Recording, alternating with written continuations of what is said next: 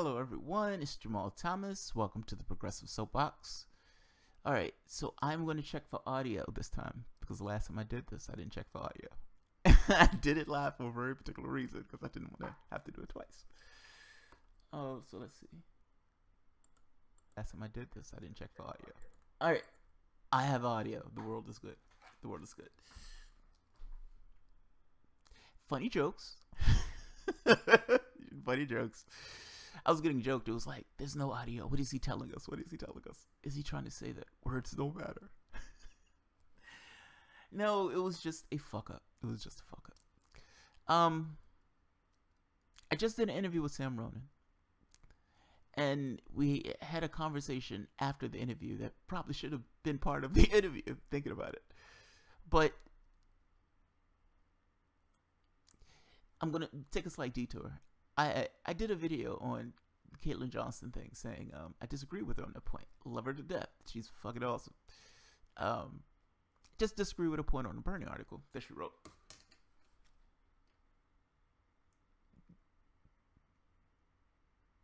Yes, it's live. It's working. No picture? I'm looking at a picture. I think you guys are fucking with me. I totally think you guys are screwing with me. I am seeing a picture. I am literally looking at a picture. Yes, thank you, Jacobson. They're being pricks. That's all that is. So I saw Debbie's comments. Debbie was in disagreement with me on my take on it. I had the take on Caitlin Johnson's article. And I understand Debbie's feelings on it. And look, I front her all of it. Meaning I front her all of everything that she said or that she's ever said is factually true. And specifically true. Meaning, yeah, all of the sins are fair. Even what Caitlin Johnson said for the most part. The specifics, again, is fair.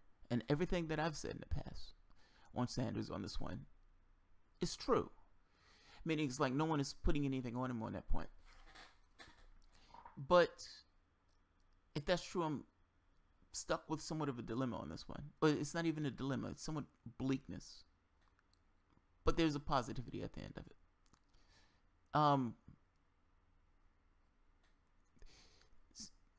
So take a Nazi. One of the Nazis that came to the Charlottesville thing.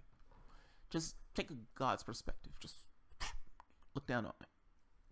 Take the most violent of the Nazis. The guy who's just foaming at the mouth. He's at Burger King. He's foaming at the mouth.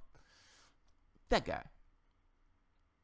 And peel back the layers of that guy. Meaning, peel back where that guy came from. And how that guy came to that specific point to be at that particular place at this particular time in his particular life. And you're stuck with a question. If you were him, would you have done the same thing? Now, assume for the moment that, and there's a problem with the question by itself. Right off the bat, the question doesn't necessarily make sense, even though people ask the question all the time. As a person, he was formed, he was a kid, and he had one experience after the next, after the next, after the next, after the next. Each experience etching something on him. Now, the reason why I say the question doesn't make sense is because you are everything who you are. Meaning everything that you are. Body, everything else. There's no distinction between mind and body at that point. All of that is you. So, it doesn't make sense to say if you were him, if that makes sense. The fact that he ended up at that particular place at Charlottesville is evidence that, yes, you would have ended up at that particular place at Charlottesville. Who you are includes your biology. It includes even brain. How that stuff is wired. I'm making the point that if you were born in that Nazi's household, you would have turned out to be that Nazi. It's evidentiary. Meaning It's self-evident. I said it's not evidence. It's self-evident that Nazi was actually there at that particular rally. That Nazi was being valid. You're going to be the Nazi. Now the question that we're asking though is slightly different. If you had your experiences, meaning if you are who you are right now, and you were transported into that Nazi's body, would you have done the same thing? The question doesn't make sense. It doesn't make sense. That Nazi was there, meaning you are that Nazi. That's how it turned out. There is no question of whether you would have been someone else, because you have to include all your experiences, including how you're made up biologically. Then we're stuck with the dilemma. How do you get to a better society if your society has already created an environment that precludes it from getting to a better society? All of the things that we're in a capitalistic society, and I know I say this a lot, but we're in a capitalistic society. It compels a certain behavior in regards to how people get ahead and advance. Even this idea of status. All of those things are incorporated into the society that we live in. That society doesn't care about real things. Our values are not real. Meaning environment, ecology, how we interact with one another. Those things are subordinate to the market system. Meaning it is okay for one person in society to have $40 billion and somebody else to be homeless. And the mainstream news is not screaming about it every night because they don't care. That's our value system. Now, how do you change that? Meaning, if in my belief system, or if my conception of the world is that people behave based upon essentially the environmental factors, how do you get past that? Now here's the thing. I don't believe everyone is born the same. So there's an element that's you. Don't mistake me. I usually ask the question, if 1,000 times you went through a situation in your life, how many times would you have done the same thing? I try to boil it down to percentages and see how often. I'm trying to make a point. If we're in a Chinese finger trap of sorts, meaning we've put ourselves into somewhat of a thicket that we're trying to wriggle our way out of as a society,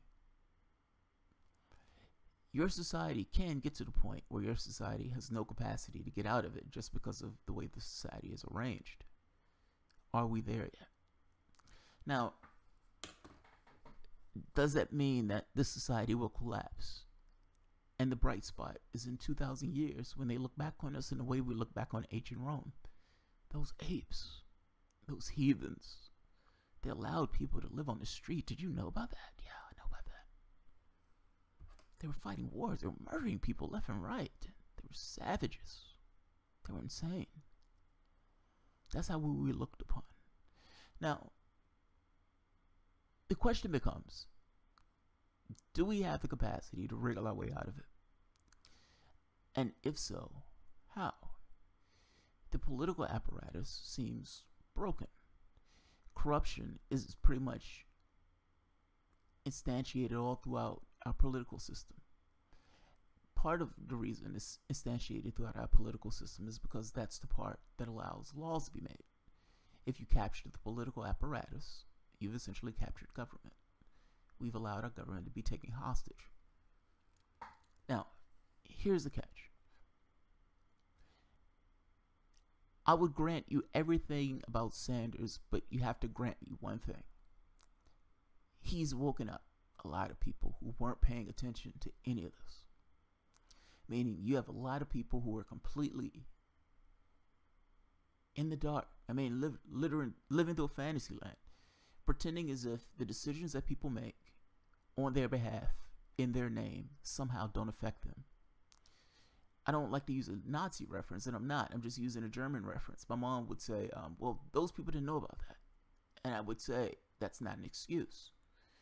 When all of those bombs are falling on Germany, and Hitler said a bomb would never hit Berlin, and he was wrong. they did start hitting Berlin. They started hitting all parts of Germany. They obliterated Germany. When the Soviets went into, they say every woman was raped. Now, I would imagine some of those women didn't give a shit about politics. It didn't matter. I'm making a point that regardless of whether or not people are paying attention to it, it does affect them. You had a lot of people who said, holy shit, this is what these guys are doing. They're taking all that money and they're passing laws that help the rich. Is this why my life is so hard? It's not just I'm not meritorious enough. Is that there is a systemic set of corruption that's soaked in our particular society. And it's entrenched in our political system.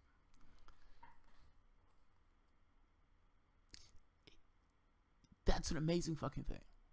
Like, I get it, man. I am upset. I don't like what Bernie did either. Like, and being very specific, lying about Russia is a big fucking deal.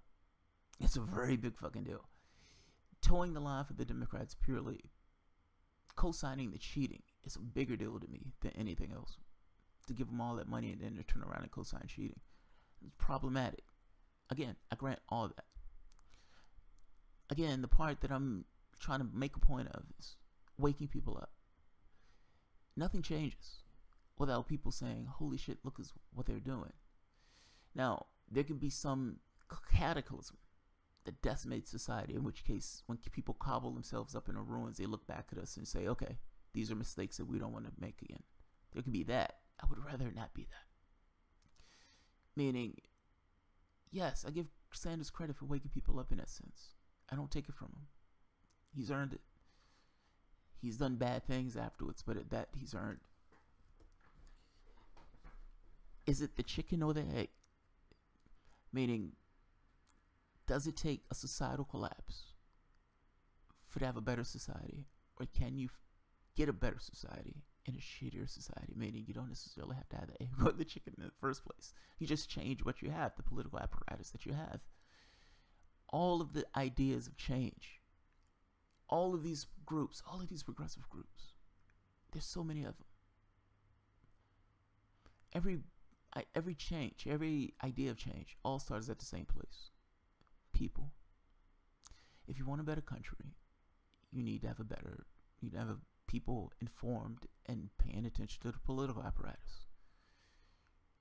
If nothing else, Sanders has done that. As a president, I think that would be fucking epic. Now, I don't think he's gonna get on with Nick Brana, so no, I don't believe that. But let me put it this way, and this was somewhat of a mind-blowing revelation to me.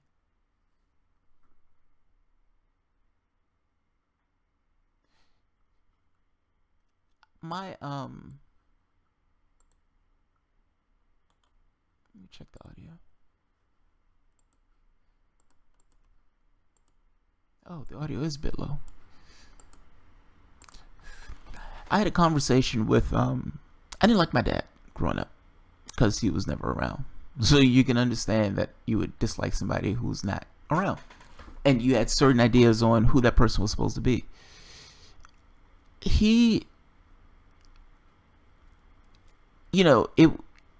I disliked him. I mean, I have these feelings of, you're not living up to my expectations. So he passed. His best friend was a good friend of mine.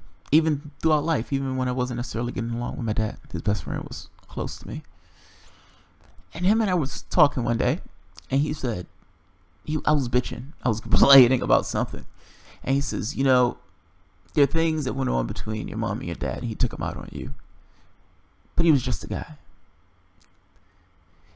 That shouldn't have been a mind-blowing revelation to me, but it was a mind-blowing revelation to me. I had all of these ideas that I vested in who this person was, that this person was supposed to be. And it was kind of shattered with this thing of, he was just a guy. Just like you. He has failings. He has things he's not going to be good at. There's going to be things that he make bad choices. He's just a guy. He was a fuck up. that it was like there's no Santa Claus. You know what I mean? It was this thing of all the things that you think are failings in yourself, all the thoughts, all the things that you yourself have. Other people have those things too. People aren't going to be perfect. People are going to fuck up. Is the failings of the person enough for me not to acknowledge his potential? Yeah, no, it's not. At least not in this case. But again, I've said Debbie's morals are better than mine. I've said it before. I've said it again, and this is kind of one of those things. I don't know how you organize a bunch of people around a cause. But I do know that the first time in my lifetime, you have this frenzy on the left that's been radicalized by stuff that went on in the Democratic Party. Part of revolving around, in part, cheating Sanders. But also in part, this thing of,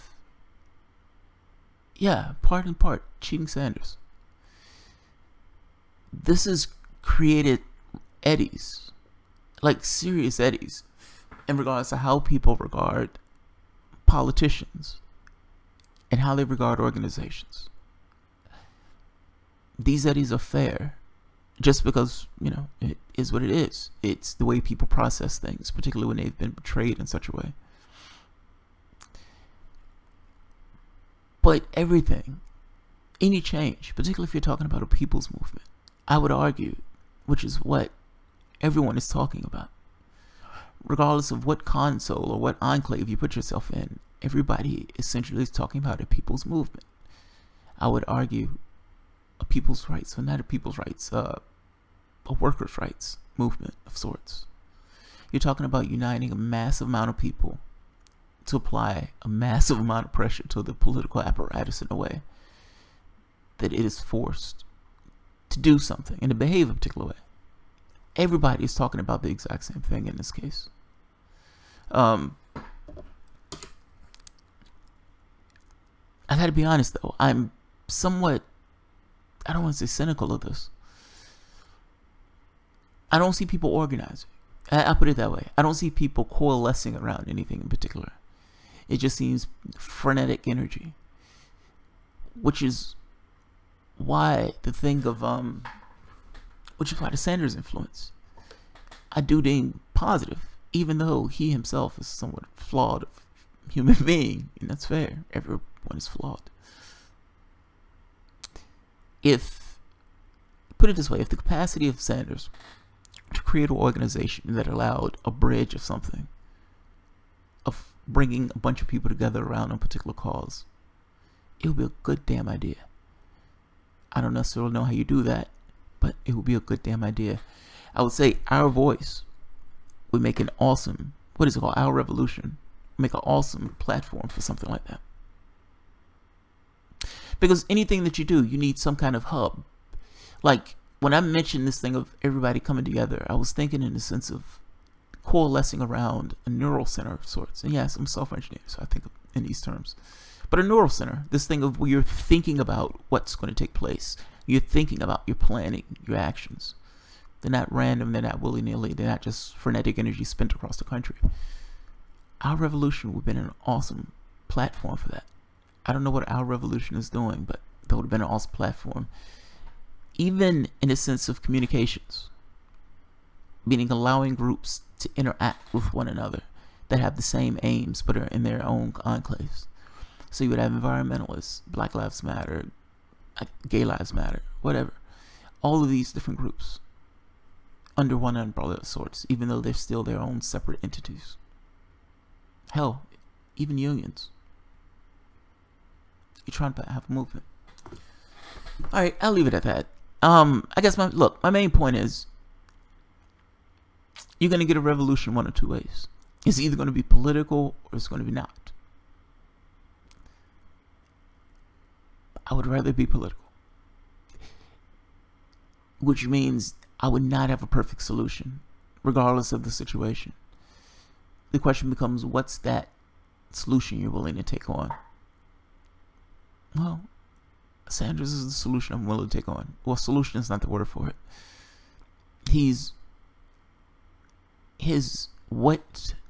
What he's created.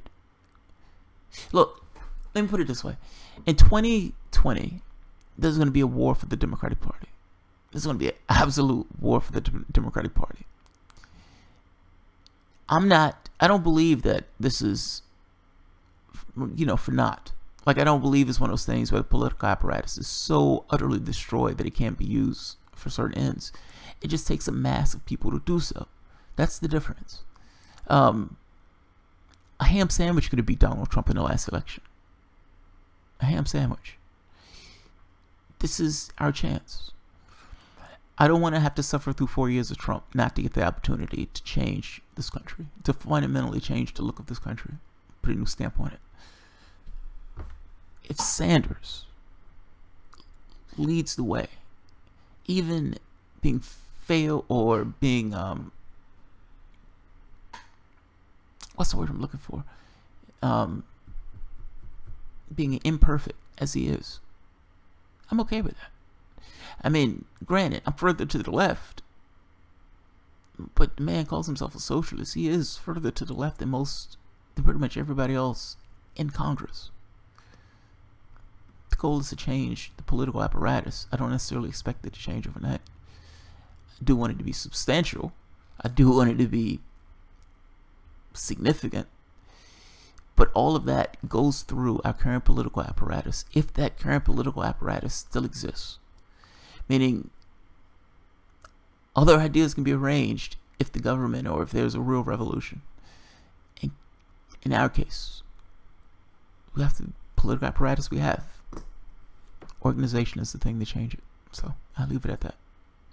Alright, guys. Yeah, slightly rambling at the end. There's something very specific I'm trying to hit at. I just can't figure out what that specific thing is. I guess it's the feeling that, yeah, I want change. I don't want to sit around and not do anything. I don't believe in decentralized structures, at least in this capacity. In society, yes, but in capacity of getting something done, no. I would rather attack the problem. You attack the problem through organization. The question becomes, how do you do that? And I have no clue. I would say, though, you have more people awake now than you have had in a very, very long time. The question is, how do you wake the other zombies? I have no idea. Alright, I'll leave it at that. Alright, guys. I hope this one came through okay. I know the volume was a little bit low.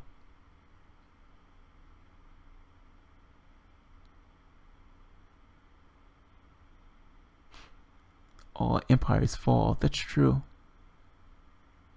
Well, but they fall for very particular reasons. They get stuck in their own reality.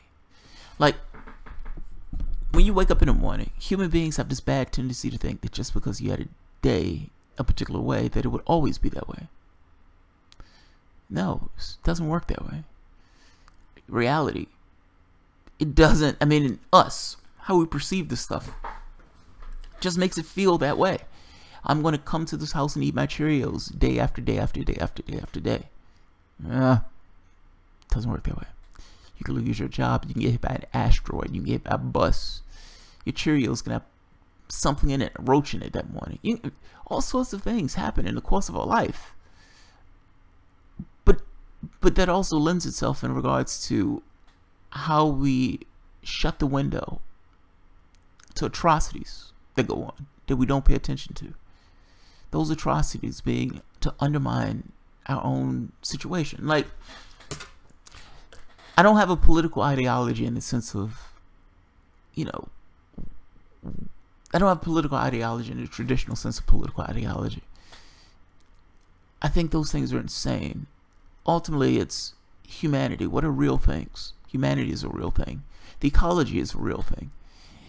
If you do something that adversely affects the needs of people, those people are going to exhibit aberrant behavior. That's the first point. If you do something where you're not living sustainably, meaning you're overusing the resources of a particular land or patch of land or area, you're going to go bust. Now, that's not me being mean. That's not God being angry. That's somewhat natural law. Human beings have needs. They have certain things that they need to be fulfilled.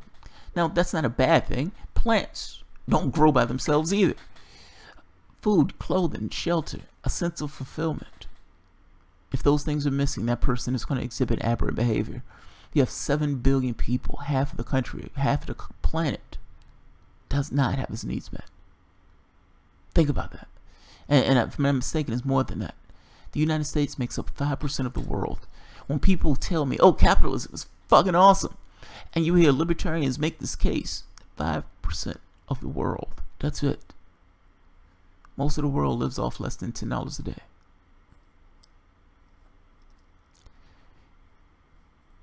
We choose how we're arranged.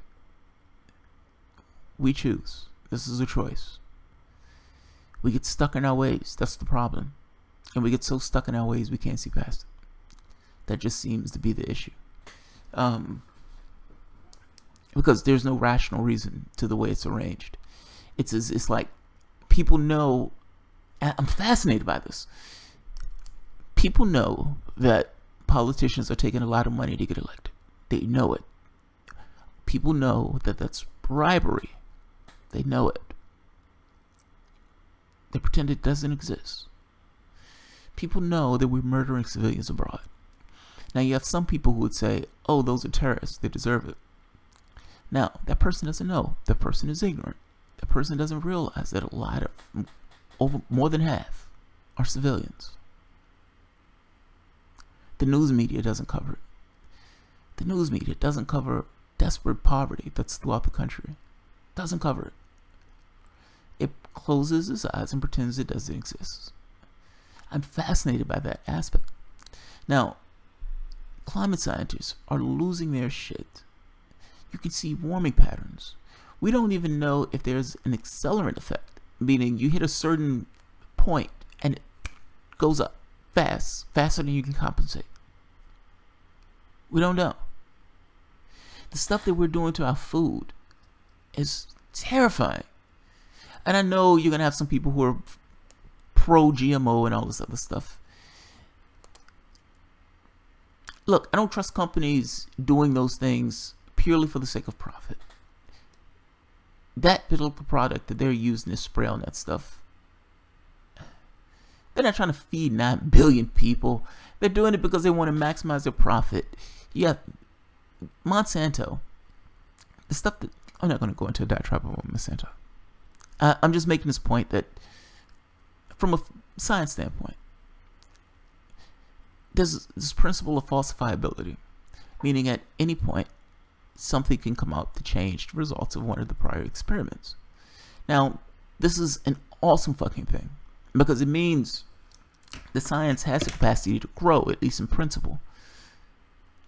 The studies that were being done on those particular products, how do you know what takes place in 20, 30, 40 years in a human body? I'm a software engineer. We work on systems all the time, and sometimes those things are magnificently complex, none of which reach even 1% of complexity as the human body or the environment itself. I don't trust humanity in that way to do those things on a mass scale, at least not yet. Not for food, or not something that can potentially be devastating. Particularly when we have other means to deal with food around the world. We just don't use those means.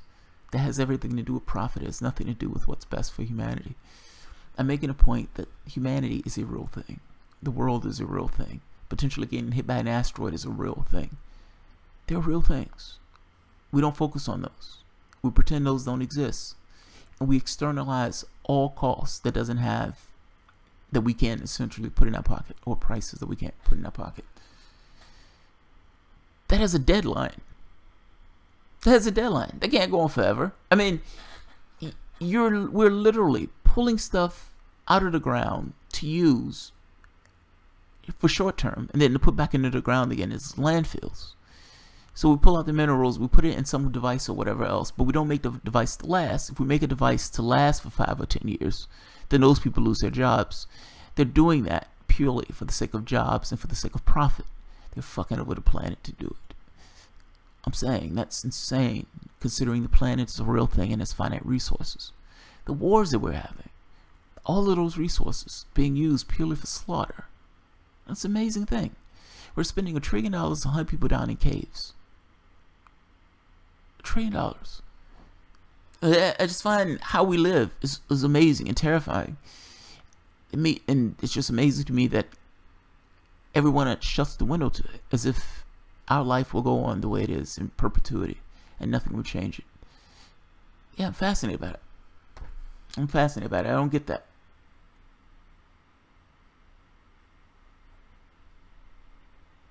Well, the reason why I say it's maddening is because, understand, say for instance you lived on an island and you knew that island could support 10 people and you went procreating and had 50 people. Your society is going to collapse just from the weight of the people, meaning not physical weight, but just from the rate of them using those particular resources. In our case, we have technology to deal with all of that, meaning to feed each and every person on the planet, to clothe and house and everything else. We can have a completely different world. We choose not to have that world. It's just amazing to me that we make that choice. That's all. It's like people's imagination is so limited into how we can be arranged that nothing takes hold. Yeah, nothing takes hold.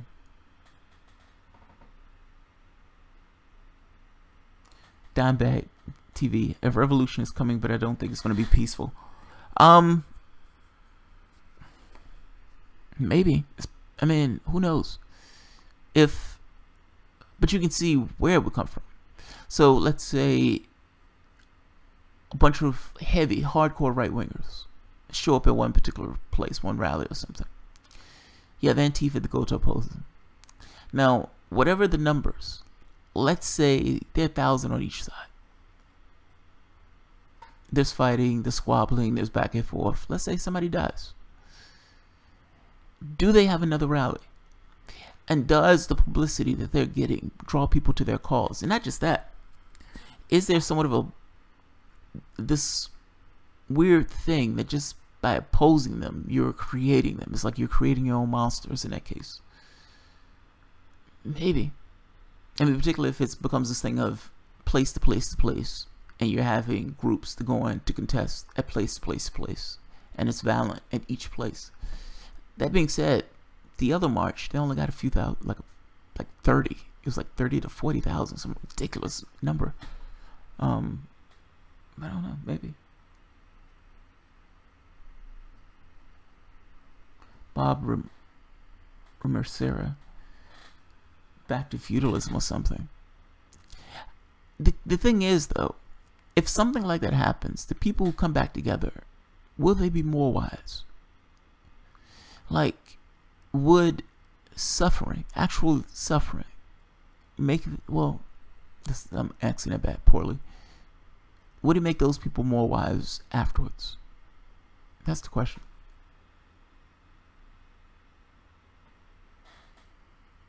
Mary Ryberzaki. Only 30% of the colonists fought in the revolution. I did not know that. Wow. Yeah, I did not know that. I do know, you know, it's funny. Should they have fought in the revolution? Meaning, Britain sucked, but should we have been so quick to rush to war for the revolution? Now, Canada was a British colony also. They got their independence. So did Australia. They did so without a bloody revolution. Those places got rid of slavery faster. It would have been better for the Native Americans. Because Britain had a line that they weren't going to go past. America didn't have that line. I find these questions fascinating. We always assume that just because something took place that was the only outcome that it could have been. Well, yeah, you could have had additional outcomes. I mean, you could have, it's like what takes place when you don't have that revolution? Does America gain its independence anyway without a bloody revolution?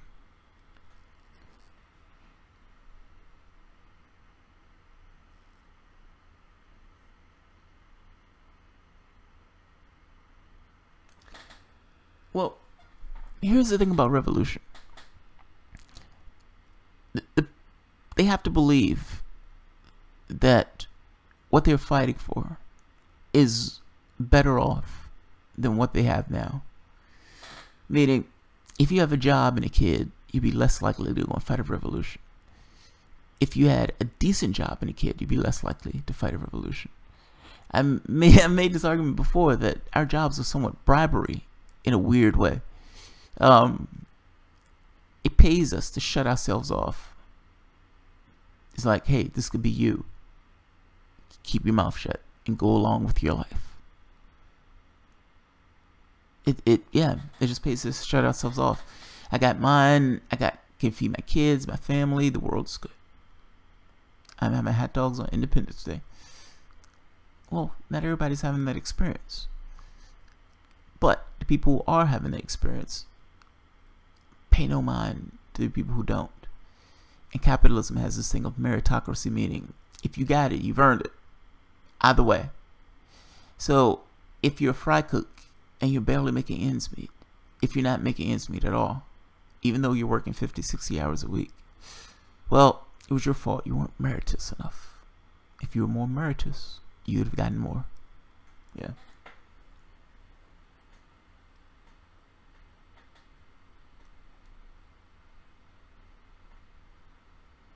Independent outsider. Good night, dude.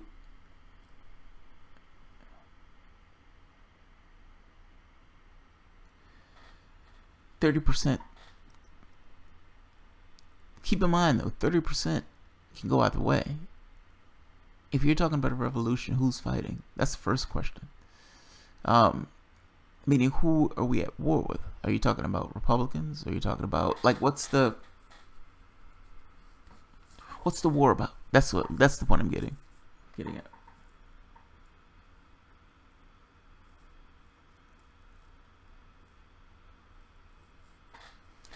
Mary Ryberzark. There's more of us than them. It takes only 10% to be awake.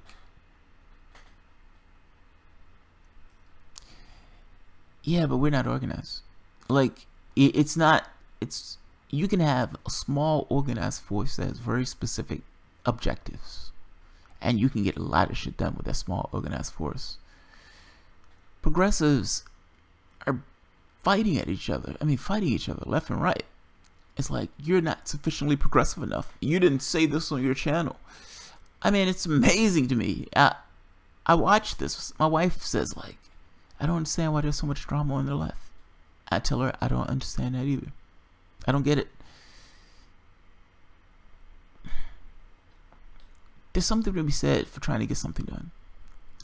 And at the point where you agree with on like 99% of the items, even if you're talking about the American public, for example,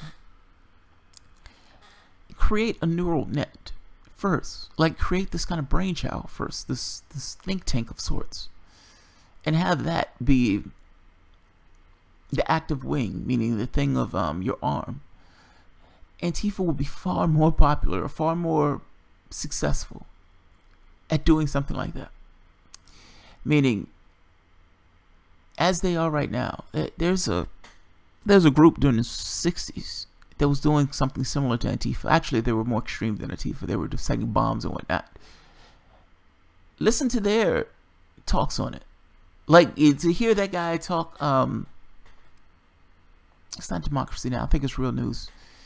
They have a conversation with one of the leaders of one of the groups that was protesting the Vietnam War back during the 60s. And they were setting bombs in buildings and whatnot. It's counterproductive. Because people look at it as if you're being the violent one.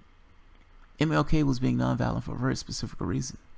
I heard Van Jones give commentary talking about the Nazis, attacking the Nazis, and fair enough. But when any mention was made of violence on the other point, he used MLK to do so. Now, MLK was completely nonviolent in that sense, but he was nonviolent for a very particular reason.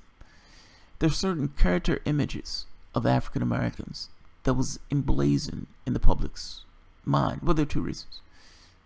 A, you don't want to live to those expectations, meaning I don't want to create a situation where these guys think they're living out their view of the world. That's the first point.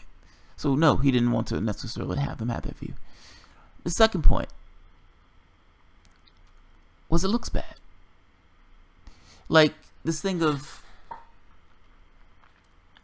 it's like when people see it, it looks bad. It recoils. It doesn't necessarily help you accomplish your objectives. It allows you to be cast as a certain thing, whether you are that thing or not. If there's any group or if there's any substance, it should be a brainchild. That brainchild should interact with all these other groups that are out there. Yes, you can contest those guys peacefully. But I kind of made this point before. Those people are being manufactured by the society. It's not like if you were in their situation, you would be the same thing. It's not ideal. Well, maybe you'd be the same thing. If that's the case, your society is sick. Meaning, I look at this stuff like to some degree almost like a human body. I think those things tend to coincide with one another. In the same way that the human body gets sick if there's an infection, if there's something behaving aberrantly, meaning it's not functioning in an optimal way, it exhibits medical issues. Oh, I'm not getting vitamin A, I'm not getting vitamin C, I'm missing this, I'm missing that. Society is the same way. The aberrant behavior that you see in your society is an indication of something that is missing or wrong with that society. Yeah.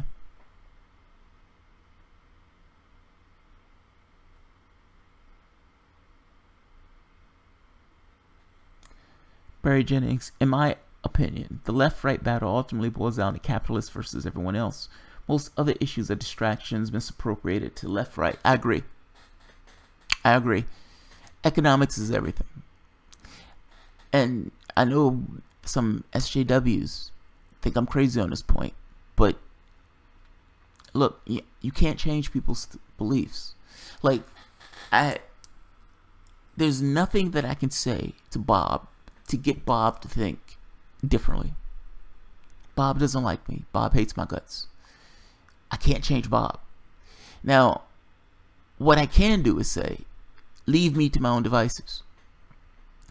Meaning, even though I can't necessarily change Bob, well, I don't have to. In a free society, you expect certain people to have different belief systems, including being somewhat racist, or sexist, or homophobic, or whatever.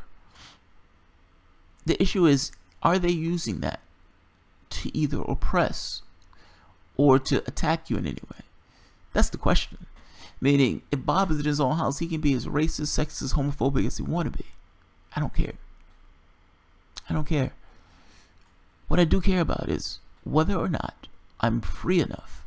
And your freedom, the only freedom you have in a capitalistic system is through economics. Your decision space is determined by the amount of capital. If you don't have money in your pocket, there is no such thing as freedom. Again, MLK, socialist, he was pushing for this kind of economic renewal, or this economic invigoration into the black community.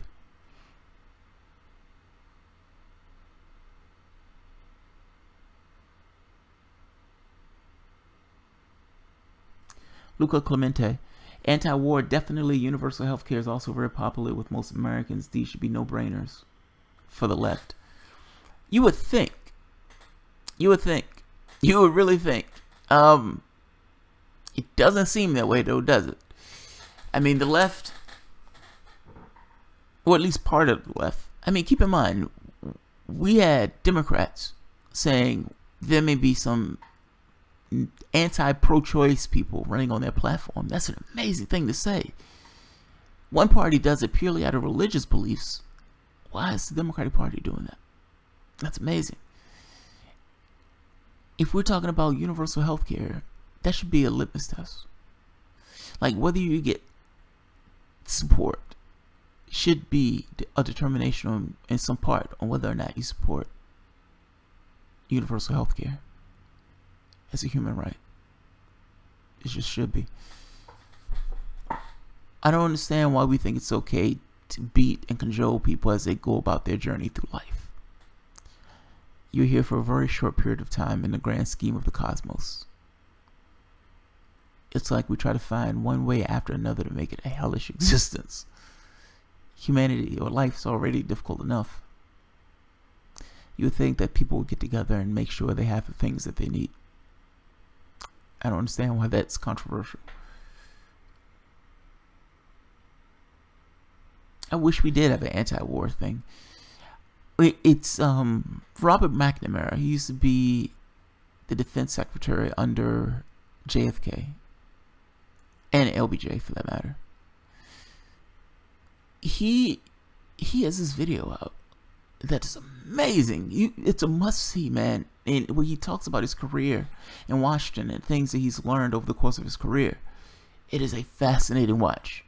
It is immensely fascinating watch. But that's anti-war. Like, I haven't seen that. Where somebody sets themselves on fire in front of his office. Literally. I mean, it's mind-blowing. Like, the extent, the protests. They thought America was coming apart at the seams during Vietnam. You had people setting bombs and whatnot in protest of the government's actions. You had, I think at one point, Nixon put buses around the White House because he thought people were going to come and get him. That's an anti-war party. That's one of those cases where we are morally right. We're so morally right that yes, we're going to get out of bed in the morning. We're going to harass the shit out the president of the United States. It's like they're murdering millions of people. Put it this way, it's hard for me to get it in context. If you saw somebody get shot, you'd probably call the cops. You'd probably freak out slightly. You'd probably be a little traumatized. But we do that on a mass scale. And nobody cares. Like, I'm just fascinated by it. That closing of the window. That, yes, there's trauma out there, but I don't have to see it, so I can't do anything about it. Roll it up.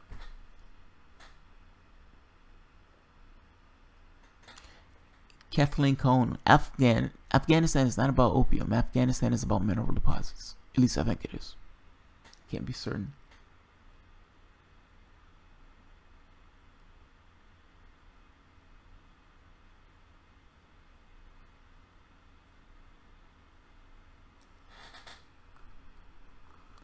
Mary, that's because we had a draft. Oh, good point. Good point. That's a damn good point. That's a damn good point. Right now, only 1% of the country is in the military.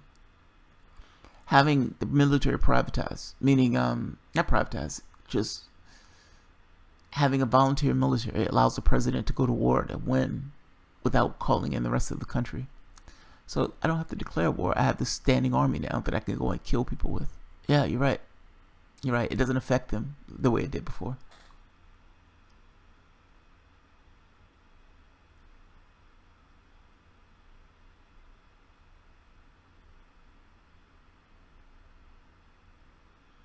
Yeah, the Green New Deal is a must.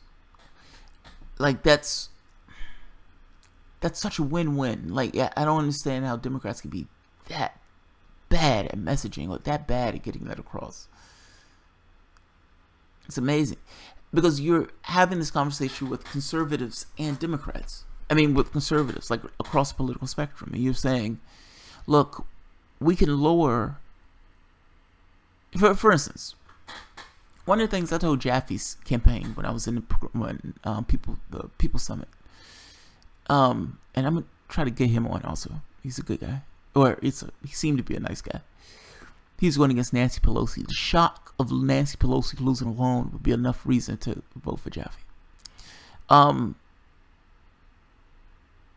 made this point to him that solar power on each house, like every house has solar panels, and the solar panels try to get it to the point, or the technology to the point, where the house does everything by itself. meaning it doesn't necessarily need to use power from the grid. Your electric bill is $1, if it's anything. Now, how much solar paneling would it take? How many factories would have to supply it? Will those factories be in America and those be American workers? How much would those people get paid doing it? I would say have that started up as a worker co-op. That's the other part. There would so many configurations that you can use with that. Now, keep in mind that that's temporary. That's immensely temporary. That's going to be immensely fleeting. Yes, you may have a factory, but keep in mind, you're trying to get your society to the point of automation, meaning the technology that's going to be built for the Green New Deal, well, actually, it's not being built. I shouldn't say that. The ramp up to the Green New Deal. It will create jobs because it's going to create buying resources, materials, and everything else. But I'd argue that the goal is to automate everything. I don't know how you transition between automation being private enterprise and private and being public. That's the catch. I don't know how you transition between those two things outside of just taking it. People, yeah, I don't see how you make the transition in that sense without society collapsing first. That's why I make the case the chicken and the egg. If you believe that society or people conform a particular way based upon the society they're raised, well, how do you get them to behave in a way that's different than the society itself? Meaning, how do you get them to behave in ways that goes counter to what society wants them to behave as? I don't know that answer. I would say Sanders did something that I haven't seen before. And that answer may have something to do with waking people up in that way. Question is, I don't know how. I don't know how.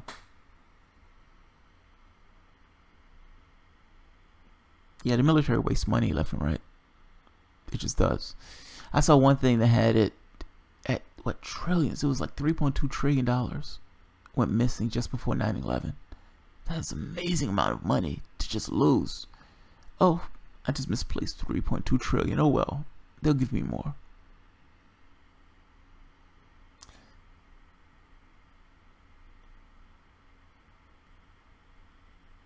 Yeah, they are. Barry Jennings, the military and the soldiers are showered in money.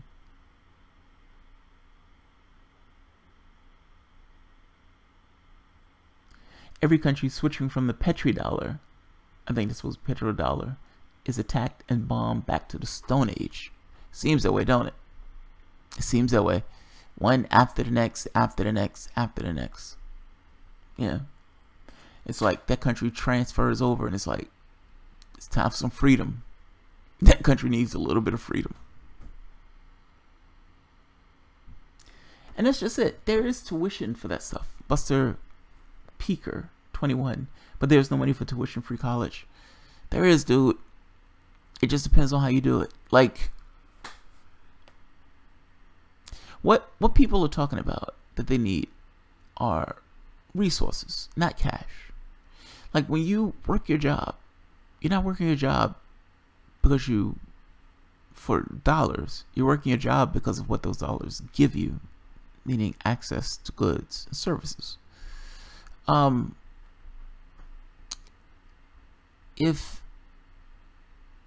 can I say this? It gives you access to goods and services. The catch is things like you can do tuition-free reimbursement or tuition-free college. You can do all that stuff. The goal, put it this way, I guess what I'm saying is dollar is a hindrance to some degree. The dollar is like that middleman between what you want versus what you don't have. Trying to find an arrangement that decreases that. Now, right off the bat though, that's a jump that society hasn't even considered, meaning If you mention anything about a cashless society, people's heads explodes. But you can pay for stuff. I mean, for instance, Sam Rowland mentioned to marijuana production, saying if you legalize pot, the amount of revenue that you make off it is like in the trillions. You can afford it. It just depends on your values, what you put that value on. For that matter, let's say you don't legalize pot. Let's say you go down. We spend $500 trillion in the military. We continuously borrow money to pay for the military to murder and kill and hurt people abroad. That could just as well be education or healthcare. You just can't do both, meaning military and healthcare, or military and tuition-free college. It's almost like you have to pick a pony. The money that we've spent, we have trillions of dollars in our debt. Nothing to show for it. That is damning. That is damning.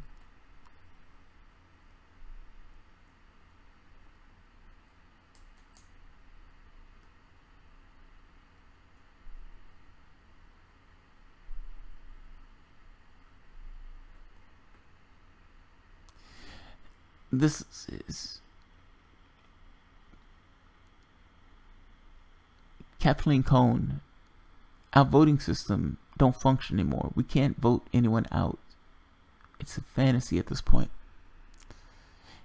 It seems that way, don't it? I mean, same progressive Debbie made a really good point. Some people say Trump getting elected is an indication that the electoral system works. And she kind of made this point like, yeah, no, the fact that Trump was up there in the first place shows you that it doesn't.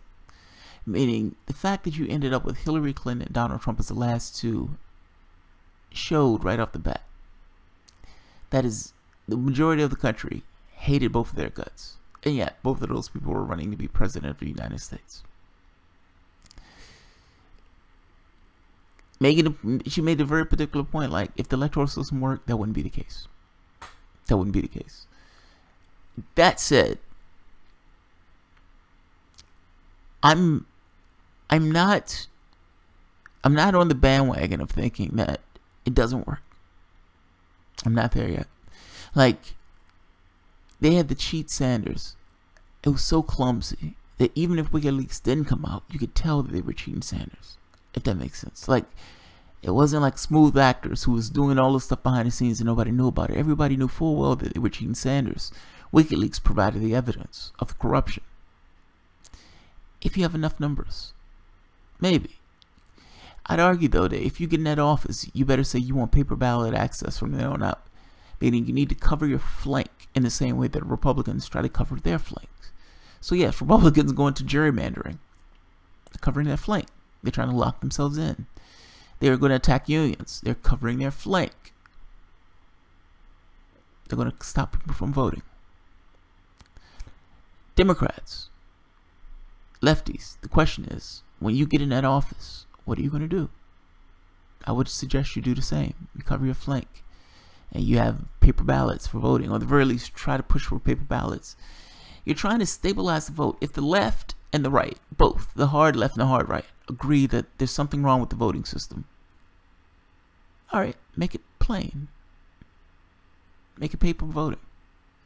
It's like, if you guys hate the voting system so much, fine, let's change the voting system. Let's get rid of the machines and let's go back to paper ballots. I am perfectly okay with that.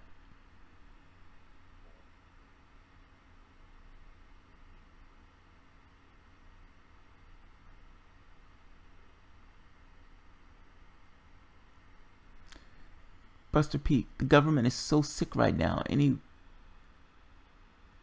Anyway, back, it's going to take time. No, dude, you misunderstand. It's not the government.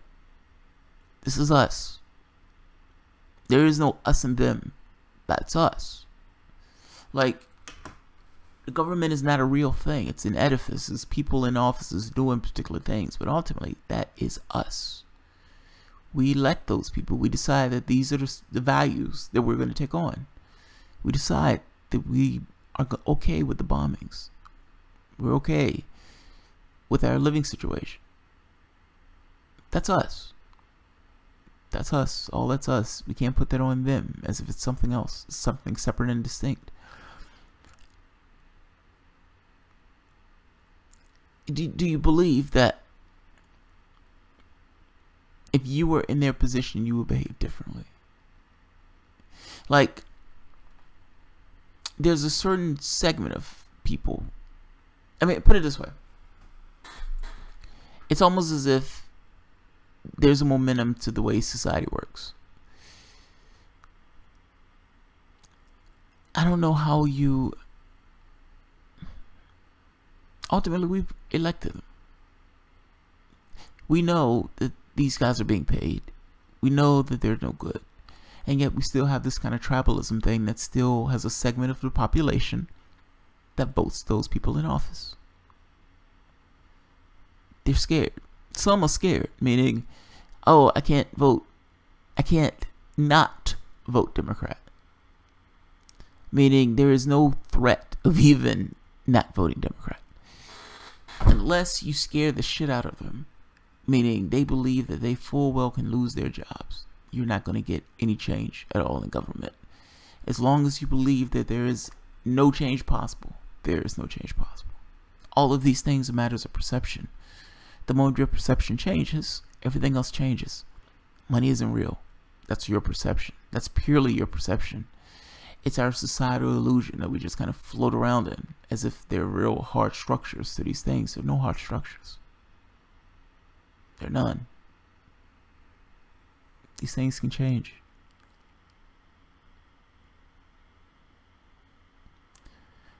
Robert Russell, if Bernie's populism didn't scare the shit out of them, they would have been dragging. They wouldn't be dragging him through the mud. I think that's true also.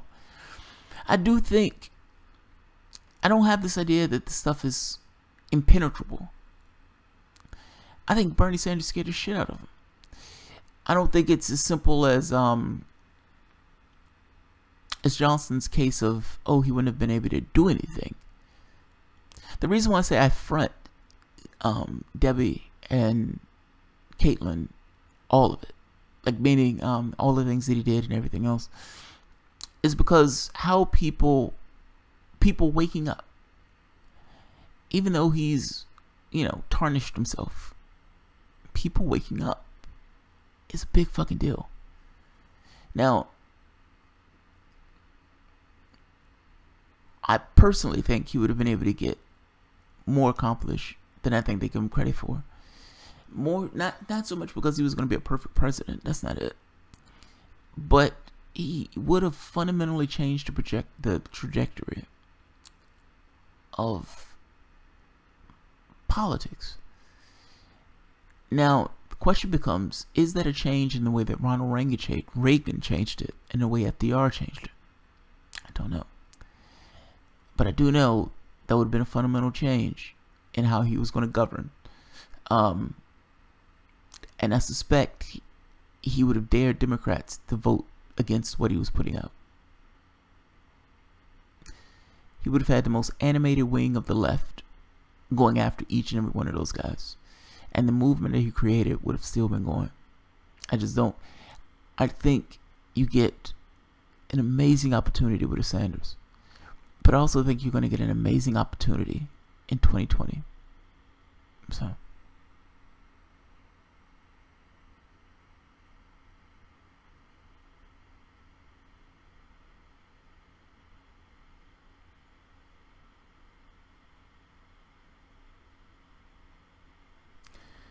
Dax Jacobson, Bernie winning would have been a win for progressives. As of now, we have 0 wins. Organize. I don't know how to do it. It's one of those things where it's like, I wish I knew how to do it. Look, if anybody, I was gonna say if anybody knows how to and would like to come on the show and talk about it, feel free. You're more than welcome.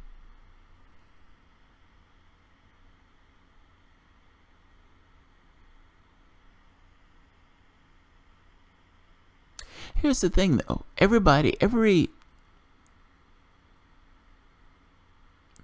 Have you know, like, if you're sitting on a bathroom or you're sitting down and you're sitting in a weird way and you stand up and you have this leg cramp that comes from standing up, and it takes a little bit, but eventually it works itself out and you're like, all right, I can walk again. Anything that's done, particularly when society has hit a rough point, requires a little bit of pain and sometimes a lot of it. So slavery ends up with the Civil War. The Civil Rights Movement ends up with countless people being murdered. You can call it terrorism. You have another time in history, like you're being called to account. This particular time, however, is this thing of human rights, not just civil rights. I mean, you've had all of these things where people are pushing for one specific faction and demographic after the next. Women, gay, African American, etc. Run the gambit. Well, this one is different. This one is for the heart and soul, in a sense, of humanity, where it's people saying, we are people. I am a man, I am a woman. I am somebody, I have value. The society is trying to tell me that I don't. I have value. That is a fundamentally different change in society. That is a sea change in society. I suspect that what we're seeing brewing is that. A society looking at itself saying it needs to be different. Now, again, a lot of this has to do with economics. In general, people get, okay, I don't see a way out of this, in which case they start looking for something else. So, the worse it gets, the more they look. So it's like socialism is what, over 50% among the young, 30-some% in the regular public. I'm not for any of the isms, personally. I don't like isms. If you have a problem, try to find a solution to the problem. Meaning, if we need to find a way for the lowest healthcare, find a way for the cheapest healthcare with the highest benefit. That's a technical question. That's not a ideological question. If you're having conversations, solutions, and those solutions are encased in ideology, you failed miserably. Because what you're going to come up with is not going to be a good idea. It's going to be something that's good within the context of your ideology. Those are different things.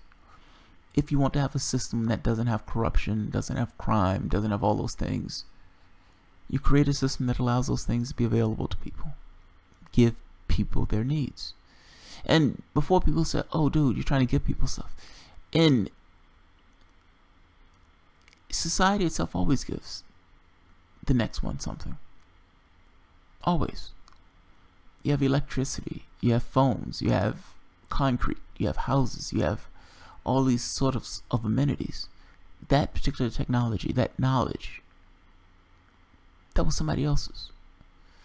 That was heaped upon society, making your life a little bit easier, your life a little bit better. Yes, they try to get a profit for it in the sense of the way they used it. But ultimately, that knowledge is something that you're reaping the benefits of that was someone else's. That didn't make you worse for wear. It made you more productive. It didn't make you worse for wear. It gave you a wider degree of experience. It didn't make you worse for wear. I'm saying having an economy or having a society that people have the things that they need is not just giving stuff away. It's a shift in how we see ourselves as human beings. And it's a major shift. The question becomes, do you take that shift before oblivion? Now, if you think of Star Trek had like a massive war and eventually ended up in a society that is essentially the society I'm describing, where people have the things that they need, and when they have a problem, they look for a technical solution to that problem, or they look for a solution to the problem. But a real solution, not a solution based purely on ideological lines. Yeah.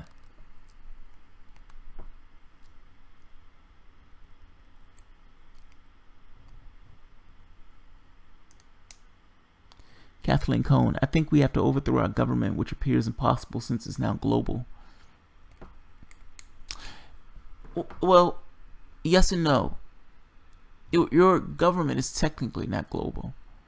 It has networks that are around the world, that's true. But if there's any conflict that goes on home soil, that's going to be between the United States. That's going to be just a civil war. Now, the question becomes, I think you're alluding to, is do other countries get involved in it? Oh man, that's a grim scenario. Like, all of this is somewhat of a grim scenario that we're talking about. Yeah, I don't know, man. I mean, it's hard to know. I'm trying to think of how the United States functions in regards to like a coup. To see how to think of how other countries will respond to us. I suspect you're going to have people who come onto the side of the government. Regardless of who's in government, oftentimes those people come to the side of the government, the ruling power. Yeah, I don't know. But I don't think we're global in that sense. I think we have global trade and whatnot. But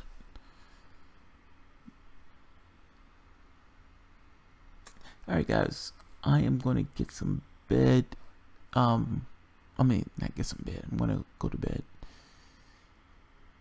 I appreciate you guys showing up today. Big thank you to Sam Ronan for the conversation earlier. And I'm going to call it a night. If you enjoy the content, feel free to share, write, subscribe, and of course, you can always support the work through Patreon. Thanks, guys.